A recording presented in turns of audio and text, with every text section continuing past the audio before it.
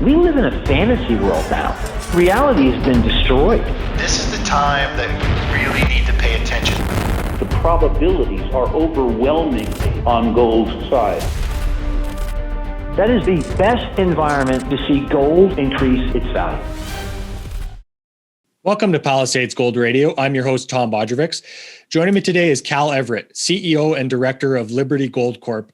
He's a geologist with more than 14 years of surface and underground exploration experience with senior mining companies. He also spent 25 years on the sell side of the mining industry, which includes being an advisor to resource funds around the world. He's also an M&A specialist within the gold industry. How are you today, Cal? I'm doing good. Thanks for having me, Tom. Excellent to have your mind and your expertise with us. So I was thinking we could start by kind of getting your ideas around the behavior in the gold price and how it relates to the stability of the US dollar in the world financial system. Okay, well, personally, I'm not really a big follower of the US dollar. I tend to follow the production profiles of all these companies and the producing mines around the world and what affects actual production and those curves. And there's clearly a decline in the industry of actual produced ounces and a shortage of new mines ready to come into production, and the capex builds are going higher, the permitting lines are going longer. But when it comes to the US dollar, there's actually a bit of a disconnect now. And you can see the gold price go up and the US dollar go up. You can see the gold price go down and US dollar goes up. And then somebody else comes out with this imaginary new word of transitory inflation, which I still can't figure out. And all of these things, it's transitory. It's not transitory. That's just a word that the Fed is using, trying to calm people's inflation fears if those inflation numbers are actually real. And so I don't really look at the currency per se. It is the world's reserve currency. But now you're seeing the Russians try to back away from that currency and the Chinese trying to fight against that currency. And you're seeing the gold exchanges start to change into a more physical, you buy it, you deliver physical, right? And then you see Basel III being how it happens here at the end of June on the COMEX, whether we see the curtailment of paper gold hitting a market and that really moves the gold price. So if you go back when the Fed talked, I think a week or so ago, and Chairman Powell got up and spoke, if you watch the COMEX, there is a massive, as soon as he started talking, there is a massive sell order of paper gold on COMEX only. And they drove the gold price down by $50, $60, okay? And that was close to an option closeout period. So that was, in my mind, legal, maybe, okay? But they were adjusting the gold price. Mm-hmm. So if I was long calls to buy gold at 1830, I had to deliver the physical. I wanted the physical delivered to me.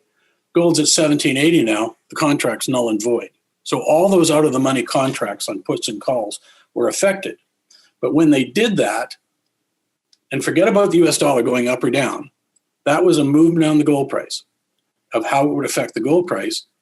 London and Shanghai were closed.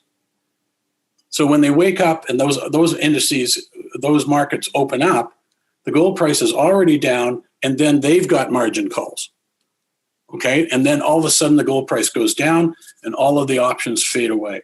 So it's not a fair pricing scenario for the gold price, but it's just one of the biggest deterrents for a steady, gentle increase in the gold price over the long term. Mm-hmm. Yeah, there's a lot we can dig into there. And Cal, I'd like to get your thoughts towards how you've learned some of the lessons necessary to succeed in this industry. How have you really tried to learn from others so that you don't have to learn the lessons the wrong way? Well, you're better off to study every failure that you see, because it wasn't your money that failed. Mm-hmm. And you have to analyze why that investment failed and look at the market conditions that happened at the same time. And it's really, it's the best learning curve you'll ever get because it's free. And if you happen to lose a significant amount of your investment capital on your own pick of an equity in the gold market, or even on the physical commodity, analyze how you screwed up, right? So study your errors and then just live and hold your wins and react accordingly how you invest. A very important part of when you're looking at any gold company to invest in is people. And you've said in the past that you want to be remembered as somebody who has valued geologists, geophysicists, geochemists, and mining engineers. So tell us about this perspective, Cal, and why why you value these roles so highly. Well, it's because those are the guys and the ladies and gentlemen who actually find these deposits. And you really have to follow the track record of the individuals and how many significant deposits that have become mines or are in the development phase. And you'll be able to cherry pick the big ones, the best ones, right? Mm-hmm. And then once you understand the geological team and you see how they think as a collective group and how they analyze an early stage project and how they take that through to a discovery, say it's a couple million ounces or whatever, that's what you have to do. You have to study the brainwaves of the scientists. There's some really good scientists out there, and then there's marginal ones as well, right? And so you tend to go look at the scientists, and they get the credit for the discoveries, not me as managing a public company. Like, I don't deserve the credit. The scientific team that works for me does. Mm-hmm. And you have to translate that right through to, and have to have them involved with the presentation of the company, so they're also doing public presentations, and everybody is learning every segment of a public company. Cal, you and Susie were kind enough to send me a presentation here, and we'll start going through that. So it gives us kind of an idea of where we're headed here. So why don't we start here with Peak Gold? Okay, with Peak Gold, these are just interesting stats that we pulled out. On August 2011 at 1890 gold, the GDXJ, or the Vector Gold Mining ETF, was trading at 66.63. And then we went into the 2011 to 2016-17 bear market. Well, the GDXJ went down 81% in 5 years. Okay? So now we go back up to 1787, and we've even hit 2082. The GDXJ is at 3484 as of yesterday. And it's still down 48% in 10 years. And that tells you where the level of interest is coming back into the gold sector, but it certainly hasn't hit the 2011 highs yet. Okay? Mm-hmm. And one of the transition points in that is it doesn't have to be pure resource funds. You need ETFs to go in, and you also need generals to go into the space. Right? So, Cal, when we're looking at this, do you think that, or what do you think? What factors do you think are going to push the GDX back? Let's say back to par at 66, 63, or over that? Oh, you've got to stop with the up and down movement of the gold price, because it's gyrating in sometimes $20, $40, $50 days up or down, mm-hmm. And I think that that kind of frightens large institutional investors. I think they like to see a steady direction and good management of these companies. I think mm-hmm. you just have to stop the volatility. Right. So even at, let's say, $1,800 gold, the market isn't recognizing this as a high and fair gold price for these producers to be very profitable. Well, they're making a lot of money now because they've cured their self-imposed foolish moves that they did after 2011 and went on a buying frenzy and overpaid for assets, right? Mm-hmm. And then they were too debt-ridden, and then they stopped exploration, and they didn't put any capital investment into their operating mines. And now with the higher gold price, they've cleaned up their balance sheets, mm-hmm. and now they're ready to spend. And so I think the balance sheets of the producers look great, and there's way less companies that we look at now because of M&A activity. And so if one company takes over another company, that means you're going to get rid of a management team, right? And you're going to keep one accounting team, and you're going to do this or do that. And they cut their costs back, and then their all-in sustaining costs go lower, and that helps the balance sheet. And ultimately that's translated into a policy of paying dividends now to the shareholders. Mm-hmm.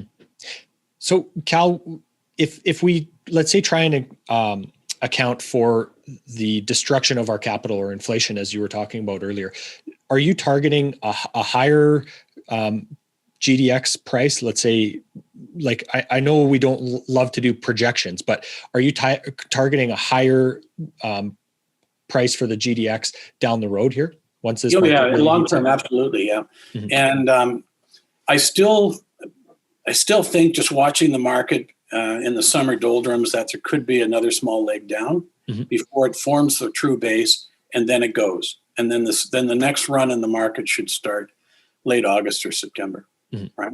And right now it seems to be swimming a bit sideways, but then at that point, then you're going to see the prices of the GDXJ go up. Mm-hmm. Let me rephrase that question, Cal. Are you expecting a higher price than the last August 2011 high in the GDX? Yep. Okay, excellent. Let's move on here. So what we've seen since 2011 to 2018 is basically the survival years, as you call it. Yep. And what this is showing you is, because of the bad balance sheets, they had to high grade their deposits and they had to increase their production. Okay. They increased their production to generate the free cash flow to remove the debt off their balance sheets.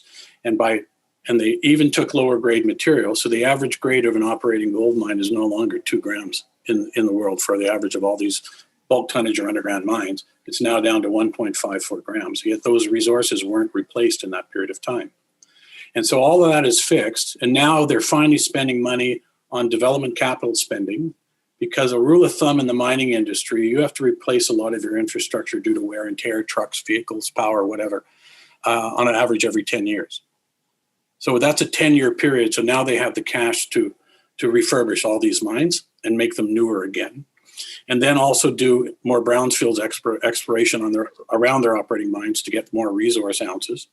But the producer's reserves and future production is still compromised.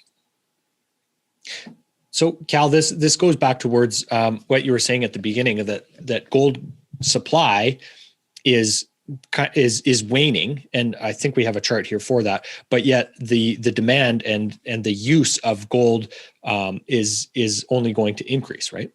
Yeah, the current production and sale of gold on an annualized basis is around 3,500 tons, and that's falling. Mm-hmm. And there's different users for that. And the buyers, gold is migrated east in effect, like it's migrated to China and to Eastern European countries. And it's not necessarily migrating into North America yet, of people buying physical. Okay, so you're saying that are you saying that the average retailer is going to, or hasn't caught on to, that they need gold yet in North America? No, a lot of people have. A lot of people are buying physical, because the benefit of physical, quite logically, is you can convert that into any currency on a given day around the world. Right. So having physical is important, and I'm not a digital currency fan, and so I just think that that's had its day for the time being. And you were also sharing an interesting stat with me about how much gold actually gets used per year. Yeah, it gets used like people don't. It gets used by central banks. They'd be the biggest buyers of the gold, just for the reserve reasons. And then you've got jewelry consumption, and now 11% of all gold production goes into the electronics industry. Right, so that's a growing phase that's vending its way in. But the consumption numbers are there. It's no different than the palladium numbers, how there's just not enough palladium, right, to go into the vehicles and everything else that they're making right now. Right. So, Cal, what are you showing us with this slide here? Yeah, it just tells you that the gold sector, and I'm speaking mostly about the production side, it's at an inflection point in the early stages of a new cycle. And so you're seeing gold's production has peaked in 2008. And now there's the global mine supply is falling lower, and it's been a good predictor of cycle bottoms when the production is falling. But there's really sticky supply issues here and robust global demand, and if you could get the physical you wanted, well, that's fantastic if you can find it, right? Because you're going to go up against paper gold and things like that, or people who can't fulfill a contract for delivery. And you're not seeing the hedging coming in that we saw in the 2011 period where people sold gold that they couldn't produce or whatever. And so that hedging has stopped, but you still need more consolidation and more companies. And I think that's going to be an aggressively rising trend. And the premiums for a developer right now is approximately 35 to 45%. If you went back to when Barrick came in and was merging with Randgold and Newmont and Gold Corp, those were no premium transactions, and I don't think you're going to see those anymore. I just don't. Right? Cal, can we go back to what you were saying about hedging? What do you mean by that? And can you explain more to us what that was, and if we're going to see that, let's say, further on in this cycle again? Well, the hedging was done to protect the balance sheets. Mm-hmm. And if you hedged at, say, $1,500 gold and gold went to $2,500, you left 40% of your free cash flow on the table to whoever bought the hedge. Right. So now with a more volatile market, you don't see the hedging anymore, right? And if you're going to see hedging, quite often the hedging is due to get the cash flow protection to build a new mine, right? Mm-hmm. So they might hedge a portion of production in order that they're guaranteed the gold sale in order to build that mine. And so you don't see that anymore for the most part. And one of the main reasons is big institutional shareholders don't like to be caught on an investment where the balance sheet is set rigid and doesn't perform if the gold price goes higher. Right. So that type of hedging is over now because of the volatility. Yeah, for the most part. Occasionally when I look at the quarterlies on some companies, I'll see some hedging there. Mm-hmm. But it's not major. Okay. So something you and I have talked about a lot before we hit record here is the geopolitical risk. So you are mainly focused on these safe jurisdictions of the US, Canada, parts of Mexico, Australia, Finland, and Norway. So why is that? That's because you understand the taxation policy and you're minimizing expropriation risk and changes of taxes. And when you go into the questionable jurisdictions, that list grows every year. Right, and you can see how many countries are on that questionable jurisdictions, and there's a reason for that because it's a more socialistic tendency for governments to go to, and that guarantees a vote of the voting population to put those parties into power. And the recent one of going leftist would be Peru, who then talks to Chile. We're now talking to Bolivia and talking to Argentina about taking an ownership interest in operating mines in those companies and talking, at least in Peru, of forcing a producing mining company to leave 70% of their profit in country and not allowed to take it out of the country, to force them to reinvest into something that they're going to super tax. Okay? So do you want to see what's going to happen to your market cap if that happens? Right?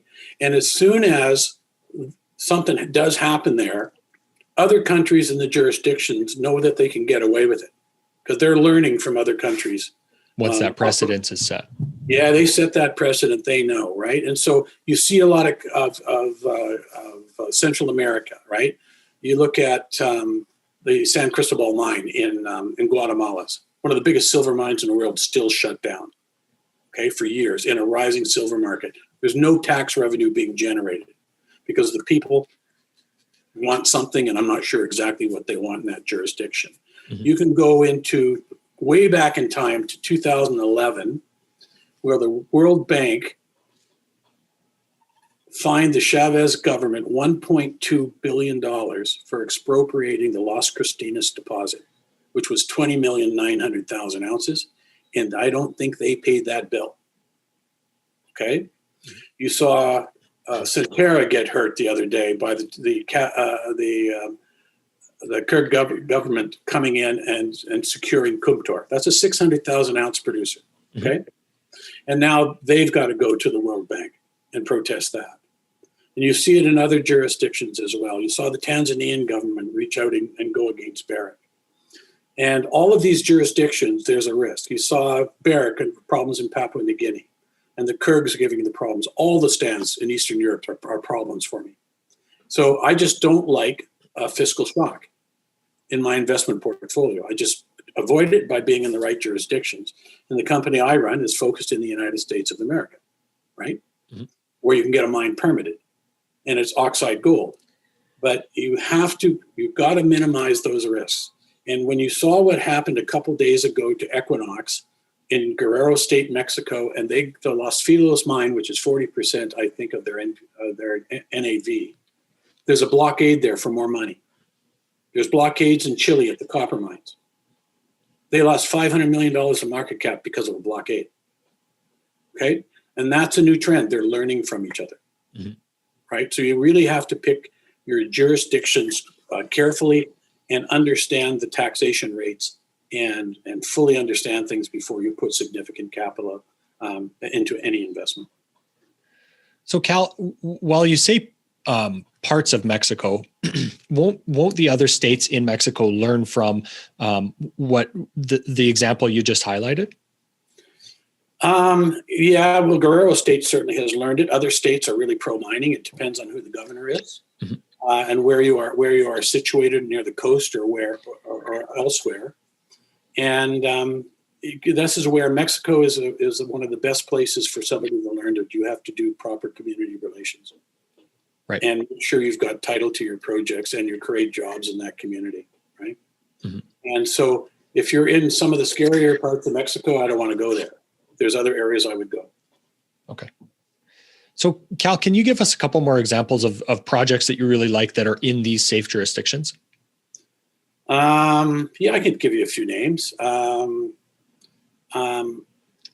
advise Newfound Gold in Newfoundland, and they've got a really high-grade gold discovery there. And the grades are so consistently good and coarse visible gold bearing over a 450-meter down plunge strike and a 75 meters vertically, and maybe a true thickness of 15 meters when I model it. And then you throw a specific gravity on that at 2.8. It's clearly past an economic threshold. And the province of Newfoundland is pro-mining. Okay, so that one really works for me. Mm-hmm. Another one would be in northern BC, and I don't know about permitting on that one, but Skeena's got a tremendous discovery up in northern British Columbia. And then when it goes to the developer side, but at an early stage of discovery, I own a lot of my own company, logically, because we're sitting on two big oxide gold deposits there. But and I don't need to mention those names, but I think Nevada King looks okay in Nevada.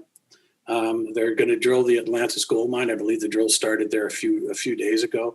Yep. And I've got that one modeled internally. And it's not the same type of geologist, if there's a geologist listening to this program. I think it's a long-holable underground bulk mining scenario at maybe 3-4 grams gold with some silver byproduct, but it's got a 30 to 40 meter thickness and consistent grades that you can compare the potential mining technique on that to the Afton copper gold mine in southern British Columbia that New Gold operates, right? Mm-hmm. It's just you got to understand how you're going to mine these things. Is it open pit or is it underground? Is it long hole? Is it cut and fill? Is what's the orientation of the vein or things like that? And a lot of people don't recognize it. I'll go look at drill results and say, well, the vein's dipping 30 degrees. I'm not interested in it. Because you need 45 degrees, if you understand the business, for the rock to be able to gravity feed into a drop point. So that if you blast the rock and it's only 30 degrees, you've got to hand scrape that out, which is an extra cost. Right?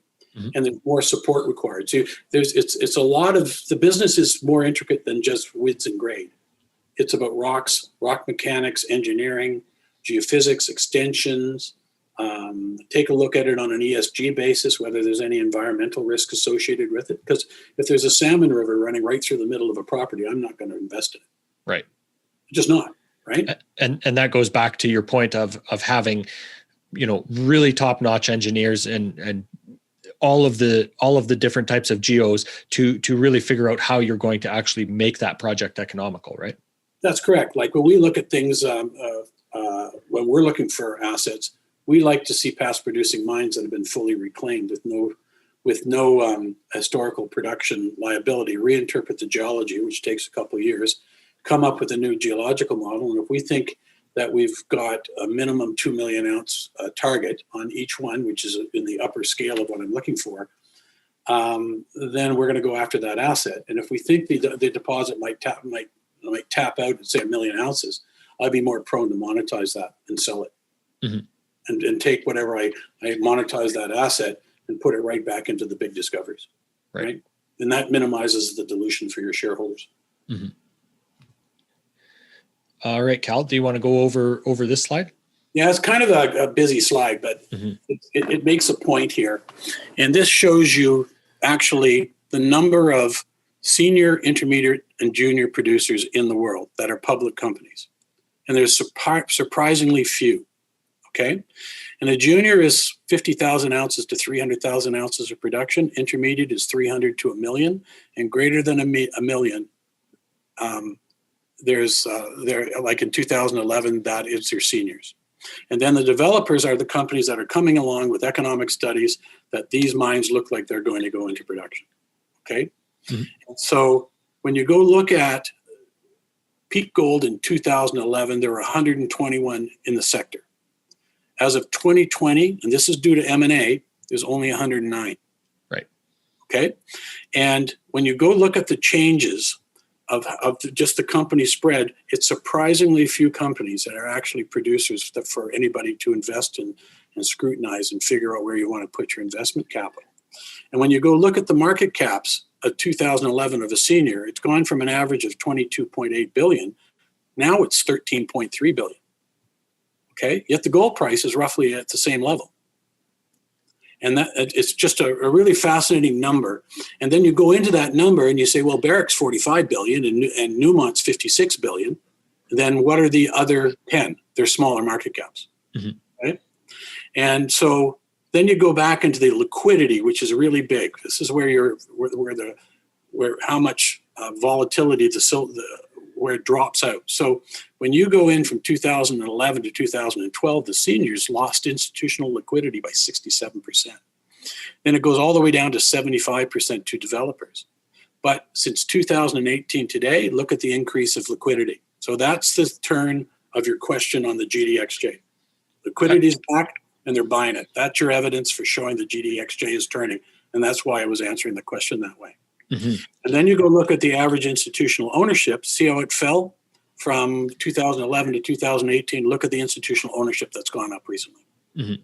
Right? Yeah, so I was going to point out from November 2018 until current, your average institutional ownership is up. And exactly to your point, Cal, every one of these scales from November 2018 to current shows this turn of the cycle, right? Yeah, there's your turn, right? So as soon as they cleaned up their balance sheet in 2018 or 2016, 2017, and the gold price started to work up, it was a more favorable sector because they didn't look like a mess, an accounting mess. Mm-hmm. And so now they've got that, and then the dividend payout policy started from there. Excellent. Anything else to add on this one, Cal? No, I think it's pretty much that's the point it was there to make. Okay. And this is a history of the rise and fall of the gold industry, I think. Mm-hmm. But if you go look at the lower axis from 2000 to 2003, that was the initial consolidation of the gold industry. And there's three of the key transactions that were listed there. Barrick taking Homestake, Placer taking Orion, and Newmont taking Normandy Mines. Then they started building their empires, right? Because remember, we were in a positive gold cycle from 2004 right up to the market crashed in 2018. Mm-hmm. And then they lowered interest rates, and then there was a buying frenzy going up into 2011. And you can see the size of those transactions of Kinross, Gold Corp, IM Gold, whatnot. So then they went crazy spending money. And this is the overinvestment phase. And they paid up. They paid a fortune for Kinross to buy Redback. And Eldorado paid up for European Goldfields, Barrick for working with Equinox. And then the market went bearish. And then it goes into those survival years slides where they had to consolidate, cut their costs, pay off their debts. And that was a really punitive period for anybody who was investing in the gold space. It was painful.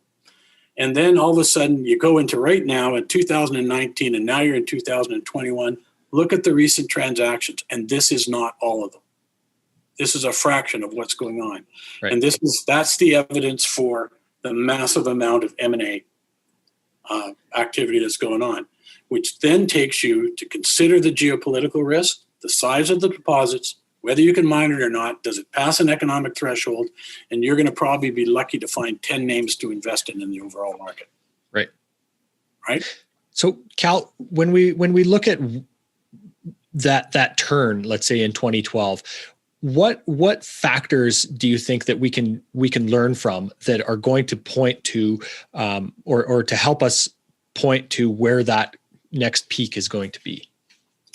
I don't know if you can, because this cycle's got legs, right, for multiple reasons. And you could have a up and down, but generally uppish market here for the next 5-10 years. You don't know, right?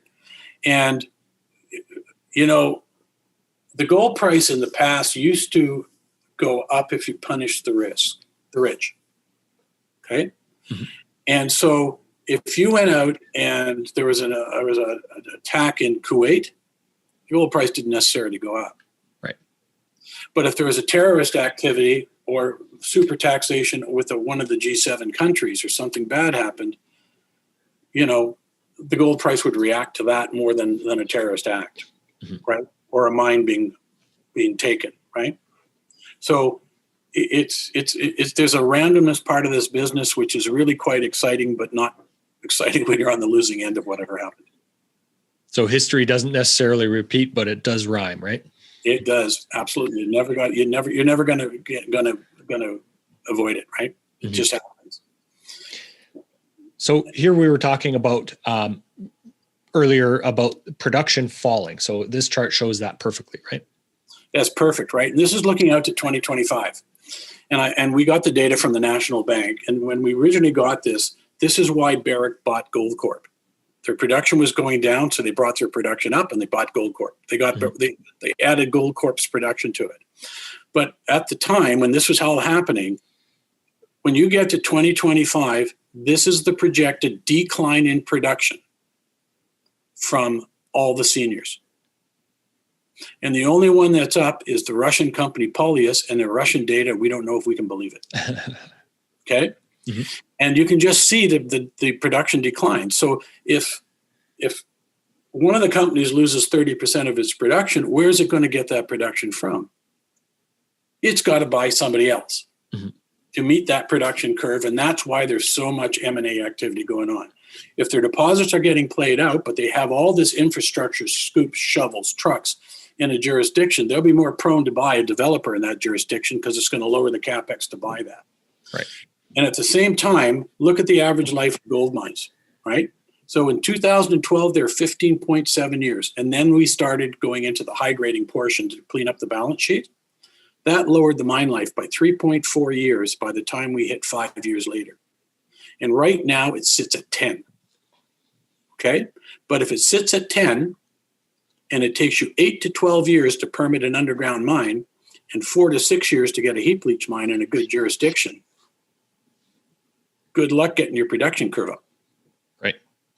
Right.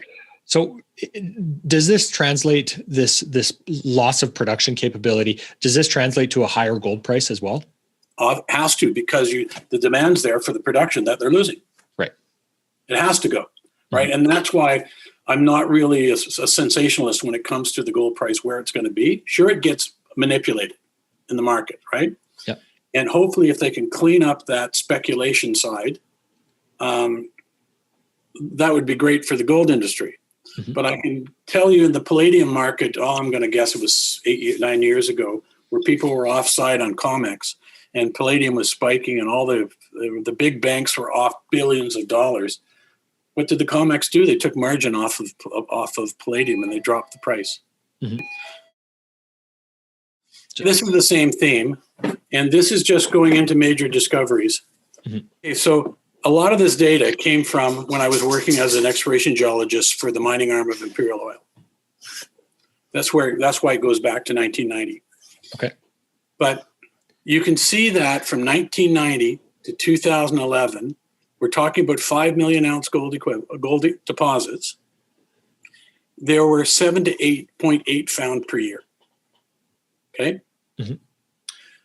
95% of those deposits are porphyry copper gold deposits, where you've got 1 billion tons of 0.09 grams gold, Mhm. and that adds up to, say, 9 or 10 million ounces. Right. So that's why those numbers are elevated.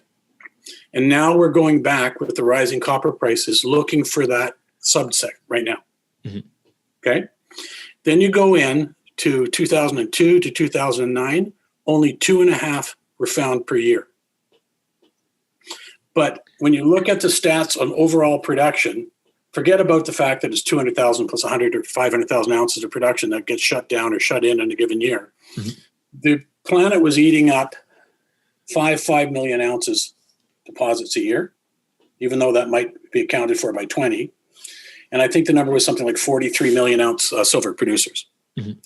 But the discovery went down, right? Because the porphyries suddenly became out of fad, and we went back looking for gold, and we only found 2.5 a year. Mhm. But from 2010, as far as the stats we have to 2017, there's only 1.5 per year. And we still are maintaining 4 years later at 1 to maybe 1.5 a year. So how are you going to replace those reserves? But if you look at the discovery cost per ounce of gold, it was $34. Then over the next 10 years, it went to $174. Now it's over $250 to find 1 ounce of gold that's worth $17.80. Wow. And even in this, let's say, low point of the cycle of exploration, right? Yeah, and we're still not seeing a big exploration budgets yet. Mhm. We're seeing a few companies that can afford to drill 50 or 100,000 meters of drilling, Mhm. but they found something, right? And it takes time. It can take you a couple years of drilling to find, if you're lucky, 1 million ounces of gold. Mhm. So, and that has to delay it. And then you get the lack of assay frequency now coming in, delays your resource, which delays your economic studies, and everything delays and pushes the project forward. But it's still not going into production yet. So this is just showing you a very simple stat. There's not enough big discoveries. And you know the size of the mines the seniors and intermediates want. They don't want anything under 100,000 ounces. Mhm. And this goes to your earlier point as well, Cal, that we're just getting too good at exploring and finding these deposits. Yeah, because how many big copper deposits are being found in Chile? Well, they were easy to find in the day because they were at surface and oxidized, and they were green and blue Mhm. from copper oxides. Now they got to drill below caliche blankets, which effectively is concrete, and trying to see if you can find 50 ppm copper, and then to start drilling through there on 2-kilometer spacings, trying to see if you can find anything at all. Right? So the resources have been eaten up. We haven't found much for copper. We certainly are finding some gold now in some jurisdictions, but are they big ones or are they little ones? Right? And then you've got jurisdictions where there's great geology, but I'm not going there with my risk capital. Yeah, absolutely. So there's so many factors that pare down into so many investable companies. Absolutely. Yeah, you're absolutely correct. So the trends for this year. Yeah, I think gold price is just going to level off and start trending higher again in probably in September. Mm-hmm. Increased investments by the producers, increased explorations is happening because you can't get a drill rig anymore. And if you got one, you don't want to give it up. I don't see any notable increase in reserves to replace production ounces at this point. Production is declining. Longer permitting timeline is going to increase. But the increasing geopolitical risk is the real warning shot that you've got to pay attention to, right? Mm-hmm. Because nobody's going to expropriate an asset unless the risk capital has already been put into it and it's producing. Only a fool would expropriate a mine because they still have to put a non-mine mm-hmm. that because they got to put the capital in. They wait until you sink your capital before they decide to pick your pocket, right? Mm-hmm.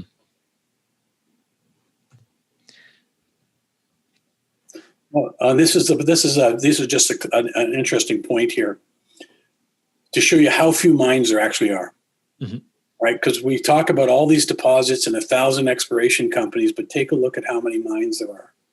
So if a mine produced 1 ounce of gold, there's 3,687 mines that produce gold in the world, but only 320 get 50% of their revenue from gold production. and only 214 actually produce 75,000 ounces a year. And 81% of those 214 mines are only owned by 34 owners. Just goes again back to your point of people being so important, right? People are really important here. And especially when you've got aging demographics where people who are really good in the mining industry are suddenly retiring and when they're 70 or whatever.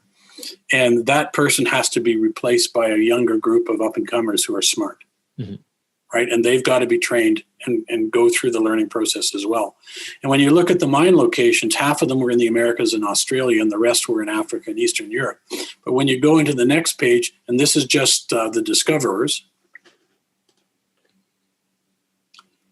projects with public reserves, quite a bit actually, 4,800. With an economic study, 1,696. Projects with potential to produce greater than 75,000 ounces, only 132, and none of those are in production. Some of them could produce 75,000 ounces, but if it's a $2 billion build, it's not going into production. Because it doesn't offset the cost. You can't get your capital back, right? You want to see if you can get your cost of capital back within, say, 3 years. You can do that. It's great. But look at the locations of the project locations. See the exploration change. Now there's 86 in the Americas and Australia, and Africa and Europe have dropped significantly from the mine production side. Cal, would you mind going back to this slide here? What does the other 50% of the revenue come from these 320 mines that are producing? Oh, it comes not from gold. They're generally polymetallic mines. Okay. So whether it's a copper, gold. Could be copper, lead, zinc, could be whatever, right? But it's got a gold component to it. I would probably guess that most of that would be porphyry copper golds. Perfect. Or VMS systems like the Kuroko deposits in Japan, which are high gold bearing. Right? Things like that. So your conclusions. Yeah, and again, it's the same theory, more consolidation. There's just too many intermediate companies that are fighting for the same product. They'd be better off to merge. But when you merge, you have to merge the personalities of each management group, and people have a tendency to hug their own companies. So that's where you can become at odds with regards to whether somebody's willing to step away and pass it on to a new driver. The geopolitical location, a direction of exploration dollars will continue. And the focus is going to be on low capex, but plus 100,000 ounce producers. And that's why our company spends its time in the Great Basin, right? Because we like oxide gold and there's so very few of those mines left. And but the risk has returned, and so producers have already regressed and taken on location risk again, which got them in trouble after 2011, and they're back to the same errors of the past, trying to maintain their production levels, right? And a good example would be, here's a company that just taken over Rox Gold. I won't mention the name, but it's producing mines. If that takeover is approved by the shareholders of both companies, we'll have a mine in Peru, a mine in Mexico, mine in Argentina, and now a mine in Burkina Faso, Africa. Right? And I've talked to a few of their institutional shareholders who would have rather they just stayed in North America. Right? And so, and another thing is, if you try to create a public company and bootstrap 35,000 ounce producers together, doesn't work. It'll never work, because 3 management teams, 3 accounting teams, your costs go way up, and the mine production is not that valuable to somebody looking for a long-term investment. So Cal, something you mentioned there, which I'd like to give our audience a bit more clarification on, is this difference between, let's say, oxide gold deposits versus other deposits, and why you find them so advantageous, or so appealing. They're just cheap to build and easy to permit, right? They're low grade, but they're extremely high margin. Okay. And they're generally open pit bulk tonnage deposits. Our predecessor company was called Frontier Gold, and in 2011, our same geological team found the Long Canyon deposit, which is the most profitable mine in the Barrick JV with Newmont. And that was 2 million ounces at 2.09 grams of gold. And at the time, Newmont made a prediction that they could see it going to 6 million ounces, and their scientific team, I believe, is correct. Mhm. And that produces about 150, 185,000 ounces of gold a year at about, I think it's something like $5.41 an ounce, right? Hugely profitable mine. That was purchased for $2.3 billion. Okay. But they were after oxide. If you find something that you think you can approach a 200,000 ounce producer and at least a 10 to hopefully 15-year mine life, and you tie up the district, we found 2 of those in the Great Basin. One's 1.2 million ounces, and we're waiting to see whatever our first resource is on the bigger discovery. They're low margins and they're easy to build. So if you're going to go build an underground mine, it might cost you $600 to $800 million to get a couple 100,000 ounces out. If it's heap leach, it's probably going to cost you around $225 to $250. So it means you replace your CapEx. And a great example of earth moving is the quality work done by SSR Mining at the Marigold mine in Nevada. And their cutoff grade is 65 parts per billion. Okay? Just figure that out. Mm-hmm. 0.065. It's not 1 gram, it's 0.065. And that pays them the cost of blasting and moving that ton, and they get enough cash flow back from those low grades to make money. And they're producing, based on the last quarter's numbers, if you project it out, 240,000 ounces of gold a year off that mine, all in sustaining costs of about $1,050. And they're making that much money, and their royalty on it is 10% NSR. Okay, that's the royalty burden.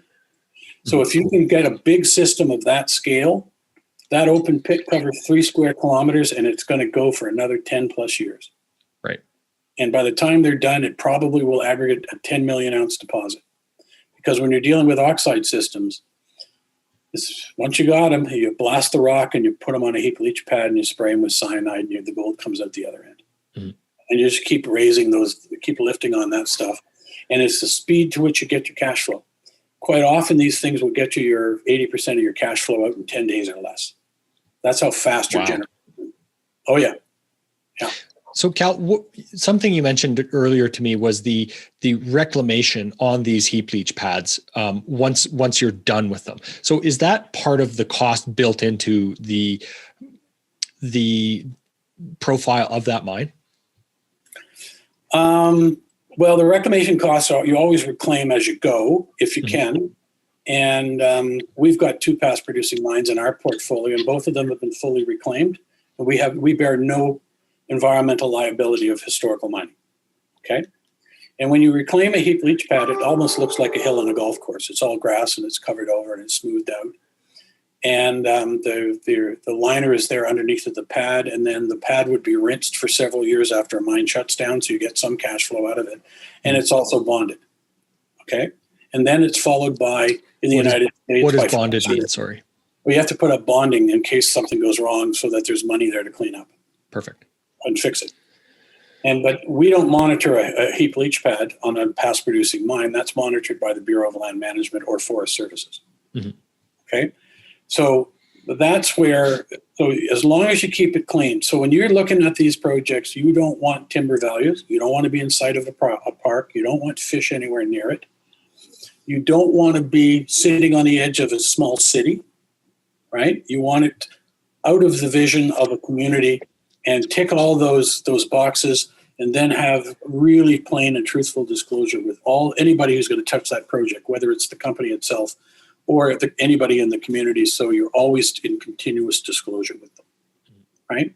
So if you can check all those boxes, you've got a good project, right? And as soon as you go look at another investment, and if it's not ticking those boxes, I'm not going to put my money in. Right. It's as simple as that. So talking about putting your money into these projects, Cal, you've said before that the secret to financial success in this business is to find the right project, buy the living hell out of the stock, and hold it. You don't trade it. So how do you think about when the right time is going to be to take some of these profits? Oh, if let's say you're making 500% on an investment and you want to take your initial capital out, or maybe 2 times your initial capital, you can always do that. Then you ride with the rest, but you had better analyze the numbers that are coming off that project. Mm-hmm. Right? Because if the numbers keep getting better, I'll sit back and just watch it and enjoy it. Mm-hmm. Right? Just because you made money doesn't mean you have to take it off the table. And a lot of times you'll see in markets like this, somebody else will come up with a new idea and you go take something for a profit, but then you're going to invest in a marginal asset and you just throw the good one out. And you're invested in something that may never go up. Mm-hmm. Right? So you have to really analyze why you're selling it and what you sold and really do due diligence on what you're taking in next. Mm-hmm. Right? Cal, something else that you mentioned is the, let's say, the retirement age for a lot of these experts in this mining industry. So being in this industry for as long as you have, how do you look at bringing your expertise as an advisory role to younger CEOs in this space?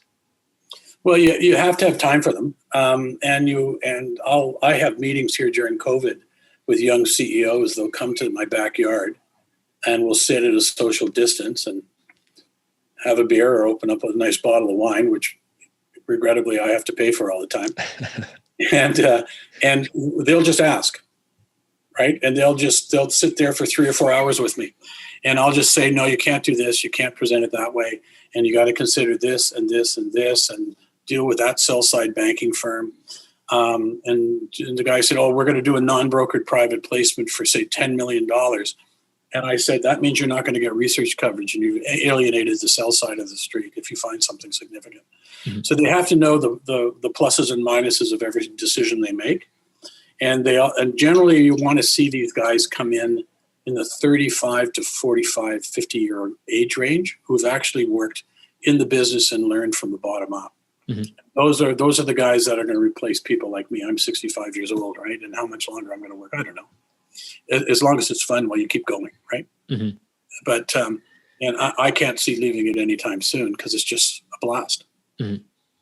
It's too much of a puzzle to figure out and rewarding at the end of the day, right? Yeah, I don't think I've read a book in 30 years. But on the weekend, I'm sitting there with 43-101 reports and mm-hmm. trying to imagine through another scientist's eyes of what that project actually is. Mm-hmm. And if I say, oh, I'm not seeing the IP geophysics here. So then I'll contact the company, and if it's published data, I'll ask to see their IP pseudo sections to look at the resistivity numbers and the chargeability numbers. And that gives me an orientation where the deposit looks like it's going to go. And if it's got strength and length to it, and I look at the market cap and it's a $30 million company, well, I'm going to buy it. Right? Mm-hmm. But if it's a $3 billion company, I might not. Right. It's as simple as that. So there's just so many different facets to this business that, again, you have to be able to check all these boxes for these for something to be suitable to meet your investment criteria, right? Yeah, and you also have to be wary of companies that refuse to do metallurgy. Something's wrong, mm-hmm. because you want to see companies do metallurgy out of the gate. Because if you can't get the metal out of the rocks, whatever you found doesn't make a difference. Right? So you want to see metallurgy. And if they haven't done their own metallurgy, you ask the company for the historical records of metallurgy by whoever operated that project in the past. Mm-hmm. Right? So that's simply the process of extracting the valuable mineral from the ore or... Yep. Gotcha. Okay. Yeah, because if you're dealing with a sulfide system in the U.S., it might be refractory and it has to be roasted, mm-hmm. which is cost you $1 billion to build a roaster. Or do you go truck it to somebody else's because all the roasters need feed? Mm-hmm. You truck it to somebody else, and how much of the economics you're going to give up per ton that you deliver to the roaster, right? Mm-hmm. If it's heat bleachable, you know what's coming out the other end, right? So that part's easy. You just have to have your cost of cyanide and your liners and stuff like that. Yeah, you know, and if you don't have processed water, that could be the biggest problem the company can have, right? Mm-hmm. Mm-hmm. So you have to make sure there's a plan to at least lease or own processed water proper to mine. Excellent, Cal. Do you have anything else on your mind that you'd like to share with us before we wrap up here? No, I think that's a pretty good summary. Hopefully, it's a bit of a different take on the gold price and the gold industry, mm-hmm. and it kind of brings it back home right to the assets themselves. Mm-hmm. Yeah, this supply demand characteristic of this industry, I think you did a great job of highlighting it, and we're very grateful for you sharing all of your vast knowledge with us, Cal. Well, hopefully I'll learn some more. It's not too late to learn some more. That's an excellent attitude to have. Of course, we can find more about Liberty Gold at libertygold.ca. Anywhere else you'd like to point people towards, Cal? Yeah, I think because I do some work for this company after I figured it out, I think people should go into the long sections on Newfound Gold that are in their news releases and analyze those long sections, because you know where the next holes are coming because they tell you where the drill collars are, and you follow it down the plunge line, and you know they're going to all hit grade. Mm-hmm. That's why it's such an easy investment at this point, right? You know that's going to hit grade. Other names, you're going to have to wait and see what the numbers are, right? And say somebody drills a hole and they get 2 grams of oxide gold in Utah, as an example, over 100 meters, then I don't just say, oh, it's a buy. It's not what I do. I go to our geological team who knows it, and I just say, did they twin a hole from the highest grade hole that was drilled 10 years ago? Mm-hmm. And our guys will have that database somewhere, and they'll come back and say, yeah, they twinned it.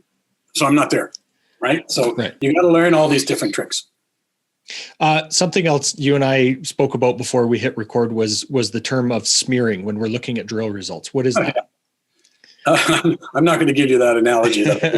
I don't think that would be appropriate for your audience, but it's effectively taking a really high grade gold intercept, and maybe it's a size of your little fingernail, and you see it in the drill core, and you've got it. You might have 5-10 ounces of gold over 10 centimeters. Mm-hmm. Then they say, well, if it's 5 ounces of gold over 10 centimeters, if I smear it out, I might have 1 ounce of gold over 2 meters. Okay. Mm-hmm. Or if I can even, all you have to do is take the thickness, the big intercept they get, and multiply that and figure out how many grams of gold are in that sample, and then start looking at the high grade subset, keep dividing it in 2. Because mm-hmm. if it's only 1 sample, they're smearing, right? Or they could be smearing. It might not be. You have to take a look at the images. If every drill hole they get, or 70% of the drill holes all have visible gold in it, that's not smearing. That means it's a really good structure because it's consistently carrying coarse visible gold, right? So from our side of the table, we go look at things and say, oh, well, there's one assay there that carries 95% of the gold, and then they spread it off into 15 meters of 10 grams. Mm-hmm. In fact, it's not. It's like a meter of 50 grams or something like that. So you have to try to figure out if they're trying to maximize the width of the gold zone, because the gold can be in the vein, if it's a vein, in the hanging wall of the vein, or the top of it, or the lower contact of the vein. Is it in the wall rock? Then you're not generally looking at smearing. That means it's a really strong, robust hydrothermal system that was hot enough to keep the gold in the vein and also push more of it into the wall rocks. That's what you really want to see. Mm-hmm. So it's an art.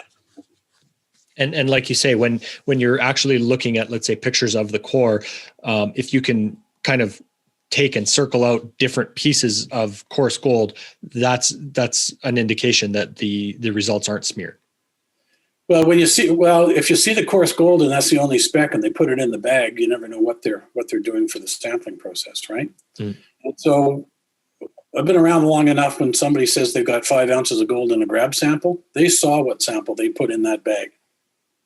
That was a visually selectively high-grade sample that they threw in the bag, and they got a high-grade assay.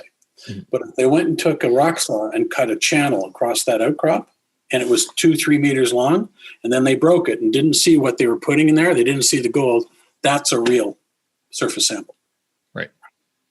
So you just have to analyze everything that comes at you and just see if it ticks the boxes. And once you've figured out how to do that, then you'll be fine. Perfect. All right, Cal, thanks so much for your time and your patience with us today. I really appreciate it. It was an absolute pleasure, and give me a ring anytime. This podcast is for general informational purposes only. Nothing on this podcast should be taken as investment advice. Guests on this show are not compensated for their appearance. Listeners are urged to educate themselves and make their own decisions. Do not base any investment decisions on the information contained. To view our full disclaimer, please visit our website.